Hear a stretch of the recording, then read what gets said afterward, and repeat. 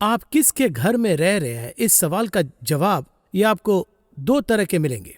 एक कहेंगे कि मैं अपने खुद के घर में रह रहा हूँ, कुछ कहेंगे किराए के घर में रह रहा हूँ, कुछ कहेंगे मैं बहुत ट्रैवल करता हूँ, यहाँ वहाँ रह लेता हूँ।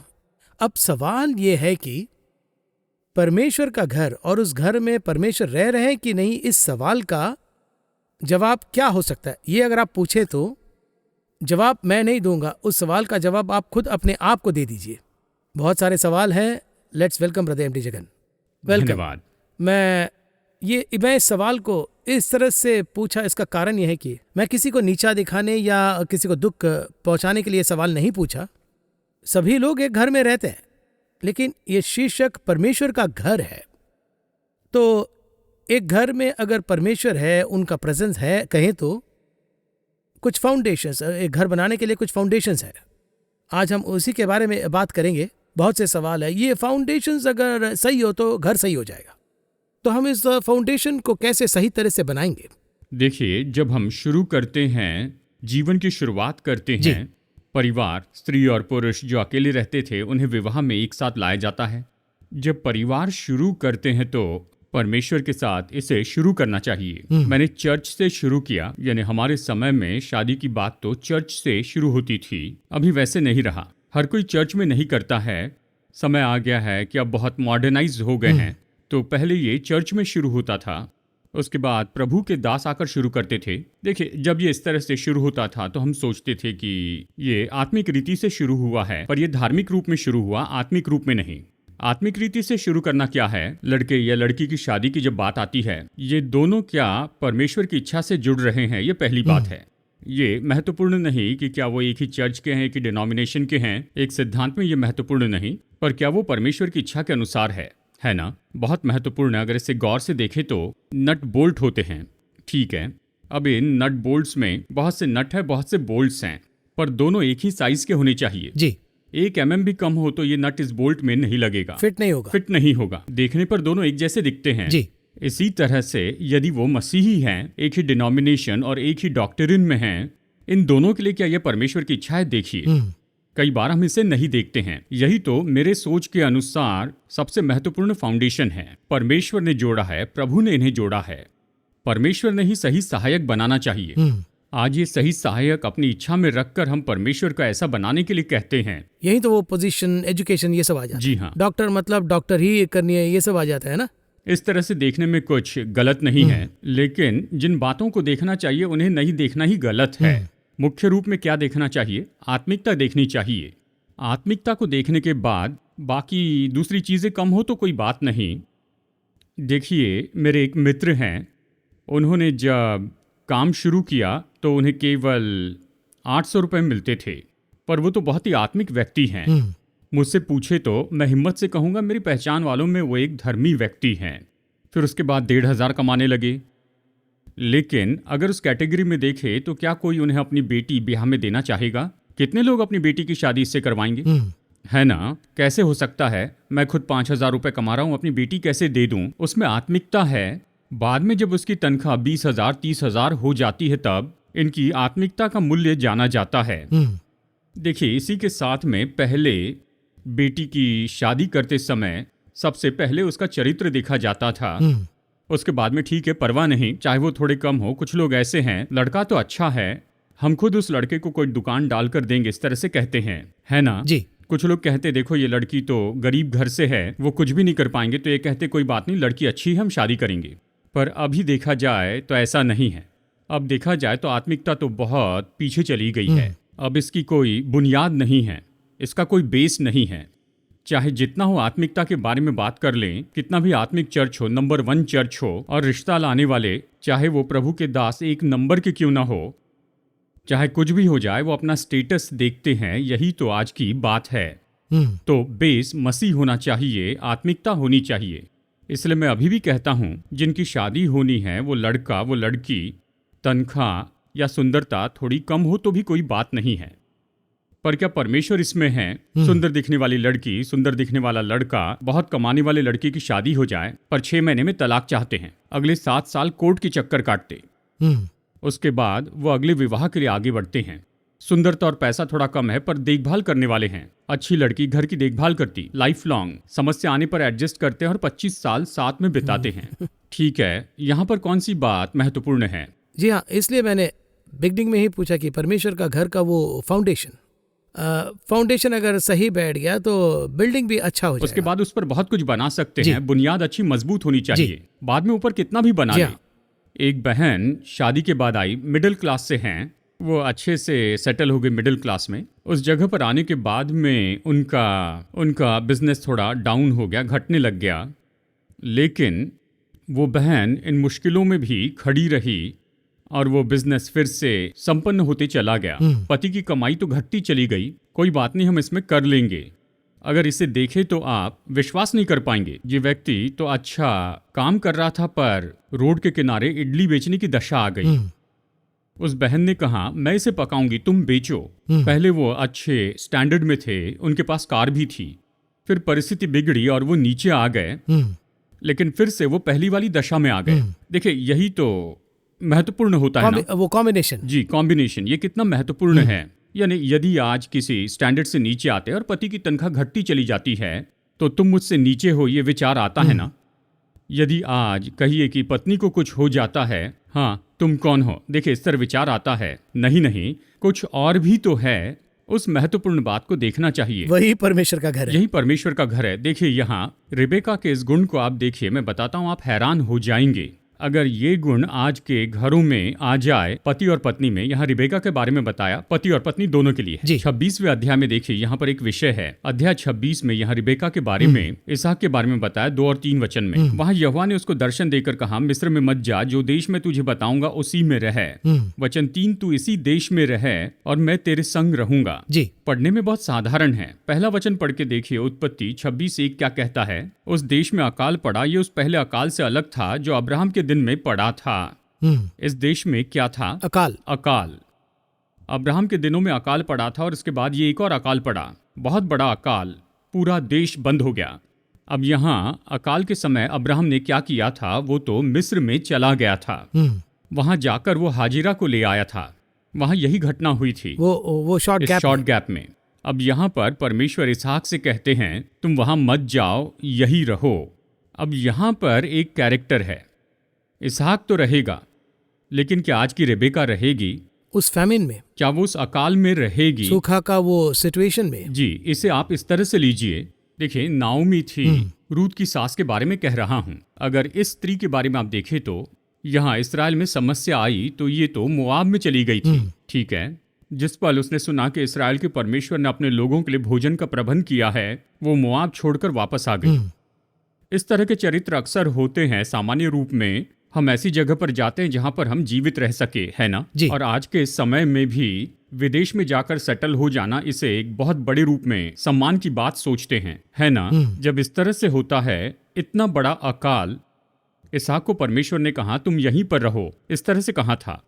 केवल वही रहो नहीं कहा, लेकिन अगली बात उसने क्या कही, वचन 12 में पढ़कर देखिए। फिर इसहाक ने उस देश में जोता बोया, कहता है है ना। देखिए, जहाँ अकाल पड़ा है, जहाँ बारिश नहीं हुई है, जहाँ सूखा पड़ा है, क्या वहां पर बीज बोएंगे?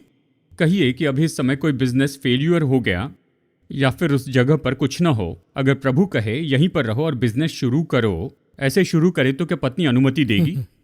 क्या ये संभव है? मार्केट सिनेरियो कुछ अलग है। मार्केट सिनेरियो बिल्कुल अलग है, बिल्कुल उल्टा ही है, फेल्यूर है पूरी तरह से। इसलिए उदाहरण के रूप में कहता हूं, आईटी आने के पहले अगर आप देखें तो वहां पर फैक्ट्री की क्रांति आई, मशीन बहुत काम में आने लगी। आईटी आने के बाद में मशीन का उपयोग कम हो गया, है ना। मशीन कम हो गए, आईटी आ गया, तो सब कहां पर ट्रांसफर हुए पूछे तो आईटी में ट्रांसफर हो गए, बड़ी रूप में। उस समय में अगर कोई कहे कि मशीन लगाकर अपना काम शुरू कर दो तो घर की औरतें क्या कहेंगी? यही कि सिनेरियो ऐसा है, सोच के काम कीजिए। देखिए, यहाँ पर रिबेका की ओर से किसी तरह की कोई सलाह नहीं आई। रिबेका ने नहीं रोका, यहाँ कुछ भी नहीं बताया कि उसने कुछ कहा। अब इस अध्याय में देखिए, यहाँ पर 2 मुख्य घटनाएं हुई। इन दोनों विषय में रिबेका की ओर से कोई हस्तक्षेप नहीं था। अपने शब्दों में कहूं तो उसने उसके बारे में अनुमति दे दी। एक असफलता की जगह पर पति एक बिजनेस कर रहा है, वो शहर ही उसके लिए ड्रॉबैक था। तो ये कैसे हो सकता है कि एक पत्नी इस तरह से करे?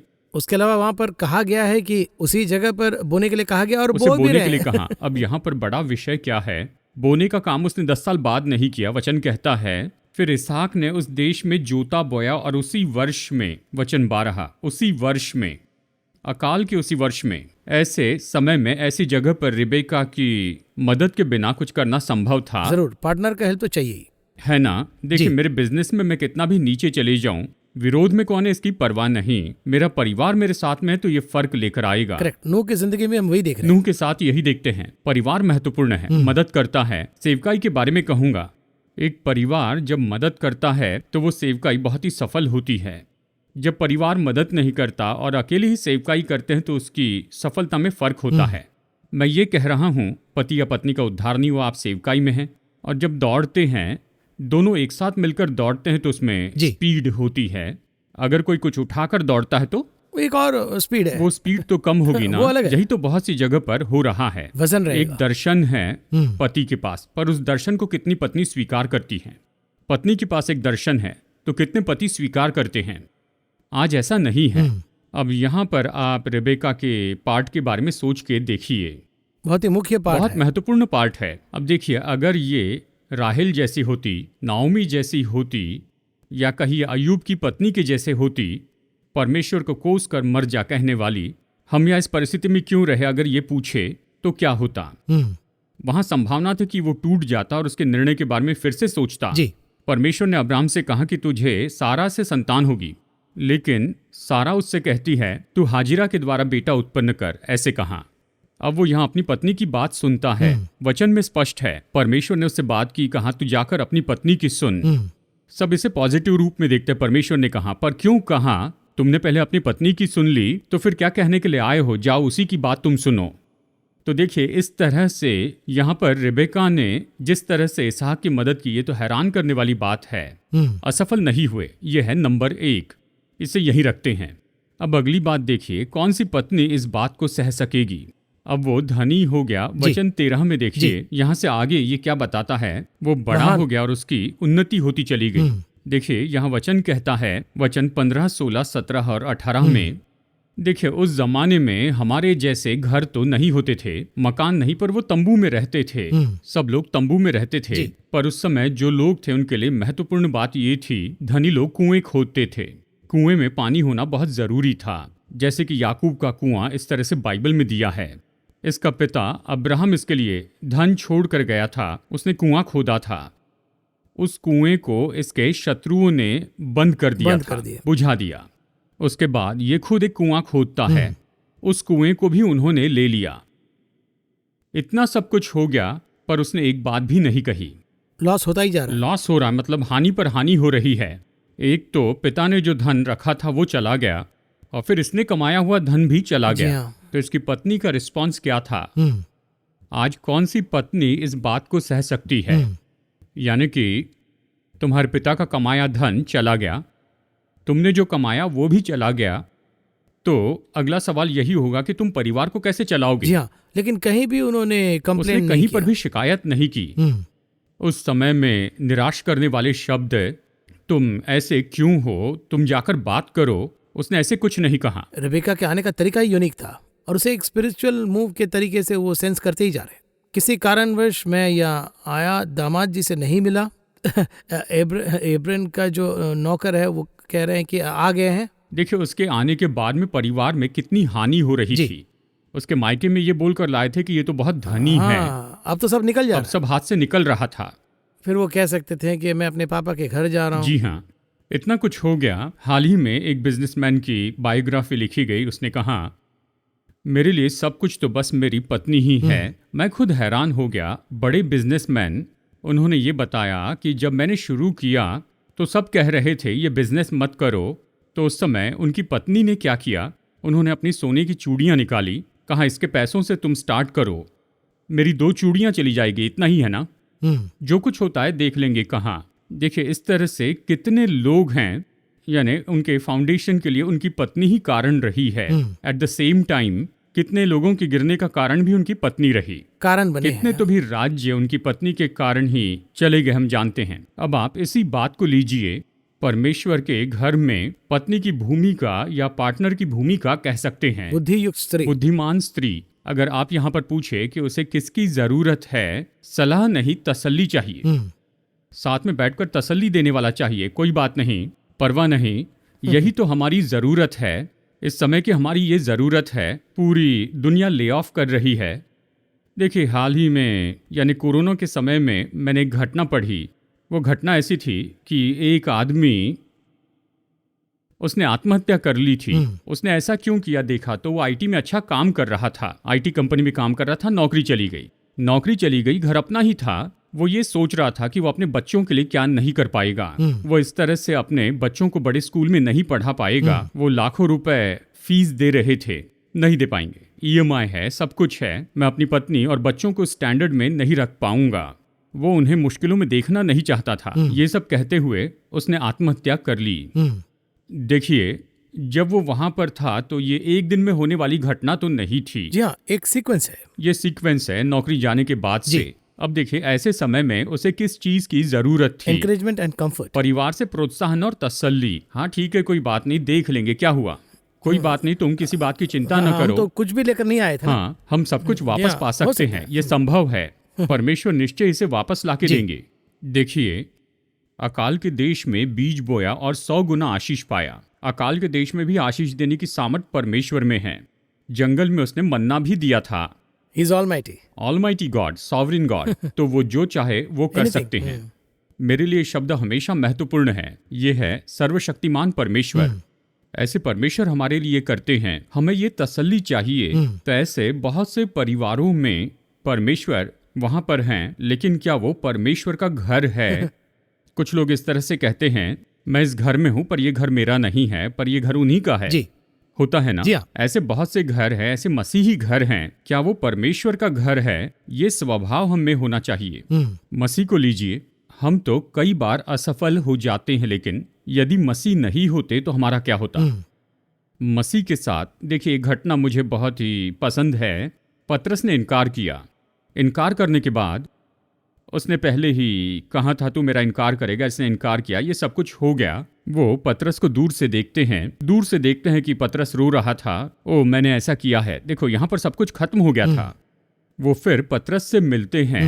जब उससे मिलते हैं, चाहे ये कोई भी क्यों ना हो, पिता पुत्र हो, वो पूछेंगे ही, वो से ये सवाल पूछेंगे ही। जरूर, आपने ऐसा कर दिया। देखो, तुमने ये क्या किया? मैंने तो पहले ही तुम्हें बता दिया था ना, बताया, पर तुमने वही किया। इसी तरह कहेंगे ना, ऊपर से ताना भी मारेंगे। मसीह यीशु ने एक शब्द भी उससे नहीं कहा। जी हाँ, बहुत ही जेंटली हैंडल कर रहे हैं। बहुत जेंटली हैंडल किया। और उसके बाद में कहा, उसे जिम्मेदारी दी, कहा मेरी भेड़ों को चरा। सच में क्या करना था? जिम्मेदारी से हटा देना था, है ना? पनिशमेंट नहीं मिलना चाहिए। हाँ, तू मेरी भेड़ों को चरा, मैं अच्छा चरवाहा हूं, कहा मेरी पोस्टिंग तुम ले लो। इस कारण ही पतरस यीशु के लिए मरने को तैयार था। हम इतिहास में पढ़ते हैं कि मसीह के लिए उसे क्रूस पर उल्टा चढ़ा दिया गया था। पहले तो यही व्यक्ति उस दासी लड़की से डर गया था। उस लड़की ने पूछा कि तू तो उन गलीलियों में से एक है। डर के मारे मसीह का इसने इनकार किया था। मसीह के लिए क्रूस पर उल्टा चढ़ाए जाने की जो हिम्मत थी, उसका एक कारण था परमेश्वर का प्रेम। वो प्रभु से इतना प्रेम करता था। प्रेम। इसी तरह के प्रेम की अपेक्षा घर में की जाती है। ये हो क्योंकि पवित्र आत्मा तसल्ली देने वाला है। पवित्र आत्मा सहायक है। पत्नी का नाम है सहायक, वो तसल्ली देने वाली है। कई बार ऐसी परिस्थिति उठकर आती है, कई बार ये बात सच होती है। जी हाँ, हमारी असफलता के लिए हम ही कारण है, कोई और नहीं है। शायद हमने बिना किसी योजना के काम किया। कई बार पत्नी ने कहा भी होगा, लेकिन हम ध्यान नहीं देते और करते हैं। यीशु ने कहा था तुम में से एक मुझे पकड़वाएगा, और आगे जाकर बिल्कुल वैसे ही हुआ था। वैसे घर में पत्नी सलाह भी देती है, अगर आप ऐसा करेंगे तो ये सही नहीं होगा, हम उसे अनदेखा करेंगे तो असफल होंगे। और इतना सब कुछ होने के बाद उस असफलता में क्या वो आपके साथ में खड़ी है? मेरे लिए यही तो एक सवाल होता है। यही रिबेका की खासियत थी, यूनिकनेस। अब यहाँ इस जगह पर देखिए, पहली बात यानी अकाल पड़ा, उसमें बिजनेस नहीं कर सकते थे, पर इसने किया, पत्नी ने नहीं रोका। दूसरी बात, बिजनेस सफल हो गया, लेकिन शत्रु वो सब कुछ लेकर चले गए, पूरी तरह से लेकर गए। ऐसी परिस्थिति में अय्यूब की पत्नी ने गलत कहा था। जब इस तरह से था तो इस परिस्थिति में ये उसके साथ में खड़ी थी, और इसहाक का परिवार आगे बढ़ता गया। यही तो हर एक परिवार में होने वाला बहुत ही महत्वपूर्ण विषय है। इस इसे ही मोती तो को ढूंढना ही होगा। ढूंढना है, और यही परमेश्वर का घर हम बात कर रहे हैं। जी, यही परमेश्वर का घर है। यही तो वो कैरेक्टराइजेशन, उतार चढ़ाव तो होते ही है ना। Up and यानी down। परिवार में भी उतार चढ़ाव हैं। उतार चढ़ाव आए तो परिवार को एक साथ में रहना चाहिए ना। जब ये वहां पर ना हो, प्रभु के एक दास के परिवार में ये हुआ था। सब उस प्रभु के दास के विरुद्ध में उठ खड़े हुए और बहुत कुछ उन्होंने कहा। ये योजना थी कि उनकी सेवकाई बंद कर दें। प्लान यही था कि सेवकाई बंद कर दें, ये प्लान था। देखिए, उस समय सब लोग बस इसी तरह से कर रहे थे, और उस समय में प्रभु के वो दास सेवकाई छोड़े बिना डटकर खड़े रहें। आखिर तक सेवकाई में बने रहने का कारण था उनका परिवार। सब विरोध में चले गए थे, पर प्रभु के उस दास के बच्चों ने ये कहा, नो वे, कोई कुछ भी कहे हम रहेंगे। हमें विश्वास है, हम अपने पिताजी को जानते हैं। वो जो सेवकाई करते हैं उनके बारे में हमें पता है। We will stand with you. इस तरह कहकर वो सेवकाई में खड़े रहे, और इनकी सेवकाई पहले से भी बढ़ती चली गई और 2 गुना हो गई। आज कितने लोग इस तरह से खड़े रहेंगे? यही तो सवाल है। तो वो डिफिकल्टी में हम कैसे हैंडल कर रहे हैं, वही तो फाउंडेशन है। जी हाँ, मुश्किलों पर उंगली उठाने के बजाय, हाँ। या फिर समस्या आ गई और यहीं पर सब कुछ खत्म हो गया, ये कहने के बजाय, देखिए पत्नी के लिए है। बोथ साइड, जी हाँ। देखिए, कई बार जो पत्नी है, ये तो मेरे एक मित्र जो हैं उनके परिवार के साथ में हुआ था। वो पूरा परिवार बहुत अच्छे से आगे बढ़ते जा रहा था। अचानक उनकी पत्नी बीमार हो गई। जब ऐसा हुआ तो परिवार तो अच्छी दशा में था, पर वो बीमार पड़ी रही। अब उनके बच्चे बड़े हो गए। जब उनकी देखभाल की गई, वो बहुत छोटे थे। इन्होंने क्या मुश्किलें सही, उन्हें पता नहीं है। लेकिन बड़े होने के बाद में बच्चे अपनी माँ को परेशान करने लग गए। क्या कारण था अगर ये पूछे तो? बच्चे नहीं जानते थे कि ये कितनी मुश्किलों से गई। अंत तक वो पति के साथ रही। वो बताते, तुम्हारी माँ बहुत सी दुखों में से होकर गई, इतना कुछ किया, उसके कारण तुम स्तर पर पहुंचे हो। इस तरह से जब एक परिस्थिति आ गई, पति को अपनी पत्नी के साथ रहना महत्वपूर्ण है। ऐसी भी परिस्थिति होती है जब पत्नी को पति के साथ रहना पड़ता है। आज क्या होता है, देखिए, ऐसी बहुत सी जगह है जब मैं वहां पर कुछ बोलता हूँ, उनकी कमाई तनख्वाह तो उनकी है, मेरी कमाई तनख्वाह तो मेरी है। तुम मुझसे नहीं मांगना और मैं तुमसे नहीं मांगूंगी। अब ये किस तरह से सही रहेगा? एक देह हो जाना है। ये कैसे परमेश्वर का घर में बदल सकता है? बहुत सी जगह पर बहुत से परिवार ऐसी परिस्थिति में आकर टूट जाते हैं। जब मसीह का प्रेम उसमें होता है, दोनों तरफ से असफलता आने पर वो एक दूसरे के साथ खड़े रहें। खड़े रहिए। जब पिता गिर जाए तो खड़े रहिए, माँ गिर जाए तो खड़े रहें। बच्चों में कई बार ऐसी असफलता होती है, यानी एग्जाम्स में अच्छे मार्क्स नहीं आए हैं। कुछ लोगों को देखे तो बस यही खत्म हो गया, इसके बाद क्या करोगे? तुम बोरा उठाओगे क्या? तुम भीख मांगोगे? बकरियां चराओगे? क्यों? सब ठीक नहीं हुआ। कोई क्रिकेट खेलने में अच्छा है, कोई म्यूजिक में अच्छा है, तो कोई पढ़ाई में अच्छा है। ठीक है, आपके बच्चे के लिए ये नहीं आया तो कुछ और आ जाएगा। कुछ तो कुछ आएगा, कुछ तो आएगा ही ना। मैं लोगों को सकारात्मक रूप में कह रहा हूँ। आपने और मैंने बहुत अच्छी पढ़ाई की, इसलिए यहाँ पर बैठे हैं क्या? अरे वो सब बात करेंगे तो बहुत मुश्किल हो जाएगी। पूरी तरह से परमेश्वर का अनुग्रह है। मैं ये नहीं कह रहा पढ़ाई मत करो। ये नहीं आता है, कुछ लोगों को नहीं आता है, तो फिर वो क्या कर सकते हैं? ये उनमें नहीं है। छोटी मछली को लेकर क्या वेल से उसकी कंपटीशन करवा सकते हैं? छोटी मछली जितना तैर सकती उतना ही तैरेगी। लेकिन उस व्यक्ति को, उस पर्सन को भी एक गिफ्ट है, होता है, कुछ बात है उसमें। उसे भी ऊपर आना चाहिए। परमेश्वर ने उसे कुछ दिया है, परमेश्वर ने दिया है। हम तुरंत कहते हैं कि सब चला गया, जीवन में अब क्या करोगे? बोरे उठाते रहोगे? असल में ये उनमें डर डालता है कि मेरा भविष्य किस तरह का होगा। उस समय में उनके साथ खड़े रहना चाहिए। परिवार खड़ा रहे, उन्हें समझना होगा इसके लिए पढ़ाई तो नहीं है, चलो देखते हैं और क्या आता है। इस तरह उसे एंकरेज करें। आज बहुत से माता पिता ऐसे ही कर रहे हैं, मोटिवेट करें, उन्हें उसमें लेकर आए। कुछ हैं जो पढ़ाई में अच्छे नहीं थे, लेकिन उन्होंने बहुत ही उपलब्धि पाई हुई है। वैसे ही दोनों तरफ है, मोटिवेट करते हुए तो उसे स्वीकार करके उसी दिशा में जाना भी है। जी हाँ। कुछ लोग हैं कि उसकी निंदा करते ही रहते हैं, मोटिवेट करने के बावजूद भी कुछ लोग। देखिए, इसमें दोनों पहलू हैं, बोथ साइड्स है। लेकिन जरूरी क्या है, जब किसी तरफ झुकते हैं तो मदद के लिए कंधा होना चाहिए। इसलिए परमेश्वर ने परिवार बनाया है। करेक्ट। चाहे पति गिर जाए या पत्नी गिर जाए या फिर बच्चे गिर जाएं, यानी ये तीनों, पति पत्नी और बच्चे एक साथ रहे, ये तो सभी के लिए है। ये तो निश्चय ही होगा। कई बार होता है कि पैर में चोट लगती है, 3 दिन मैं कुछ नहीं कर पाता, बस बैठे रहता। उन 3 दिनों के लिए भोजन टेबल पर आना चाहिए, और इसी के लिए तो ये है। इसी तरह से उसे रिकूप होना है ना? जी हाँ, इसी तरह से परिवार बहुत महत्वपूर्ण है इस परिस्थिति situation। में। अब ये परमेश्वर का घर में हम कितने सारे प्रैक्टिकल बातें कर रहे हैं, लेकिन एक सवाल से हम इस कार्यक्रम का समापन करेंगे। हम रेबेका के बारे में बात कर रहे हैं। ये जो आइजैक और रेबेका की जो जानकारी है सबके लिए एक स्टोरी फॉर्मेट में है। ये यहाँ से आए हैं, आइजैक ने उन्हें देखा, इब्राहिम का एक बहुत ही बड़ा एक अगला लाइनेज, फिर वहाँ से भी और भी आगे बढ़ता है, हम ये सब देखते हैं। लेकिन रेबेका का नाम लेते ही हम बहुत सारे पॉजिटिव बातें करते हैं, लेकिन कुछ लोग जो है नेगेटिव एक कैरेक्टर भी बात करते हैं, जैसे कि उनके 2 बच्चे हैं, ट्विंस हैं। हम उतने डीप नहीं जा रहे हैं, मैं सिर्फ सवाल पूछ रहा हूँ। अगले एपिसोड में हम इसके विस्तार से व्याख्या करेंगे। रेबेका जो है वो झूठ बोल के इनको क्या नाम है, जेकब को, कि ये सब बातें हैं, ये सब विषय है, तुम उनको ये सब जाके कहो, क्योंकि ये ब्लेसिंग जो है यीशु को नहीं मिलना चाहिए, ये तुमको ही मिलना चाहिए कहकर वहाँ एक स्कीम कर रहे हैं और उनके साथ एक मास्टर प्लान करके एक योजना माँ ने करते बड़े हैं। बेटे के लिए करने के बजाय पक्षपात करके छोटे बेटे के लिए किया। जी हाँ, उसने अपने पति को धोखा दिया जी था। हाँ, क्या ये ये- सही है? हाँ। अगले एपिसोड में मैं इसका जवाब दूंगा। जी हाँ, वही सवाल है। इस सवाल के लिए वाकई में हमें बहुत डीप जाना है, क्योंकि ये सवाल सबके मन के अंदर है। क्योंकि इस तरह के कैरेक्टर को हम किस नजरिए से देखेंगे, ऐसा हम अच्छा स्वभाव गुण देखते हैं। कोई माँ इस तरह से कुछ विषय है। पक्षपात कर सकती है कि सब कुछ तोड़ दे, जी। वो हम देखेंगे। अगले हफ्ते वाकई में ये एपिसोड बहुत ही इंटरेस्टिंग होगा। इस कार्यक्रम में आने के लिए बहुत बहुत धन्यवाद। नमस्कार। धन्यवाद।